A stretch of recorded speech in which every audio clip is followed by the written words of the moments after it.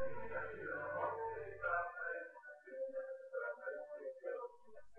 الله الرحمن الرحيم. أهلا بكم. بعض الدول الشيطان صور لها إنها ممكن تهدد استقرار مصر وضرب السد العالي، وأنا بدوري رديت عليهم في رباعية صغيرة، وأتمنى إنكم تفهموا الكلمات اللي بين السطور. بقول فيها: يا مصر انت الكبيرة طولي بالك،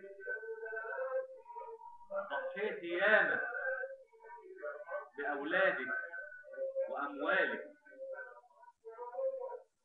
يوم ما الزمن مال عليكي ما حد قال مالك، شلت العرب كلهم ووقعتي مين شالك، شمخة كما الشمس وخيوطها بلون شالك، انت الأمان والأمانة والمواقف جد، بصيت في كل العرب ما شفت زيك حد،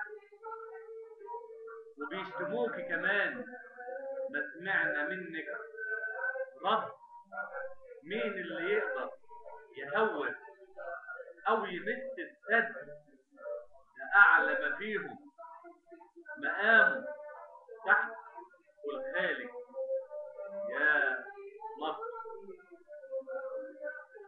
اشكركم والسلام عليكم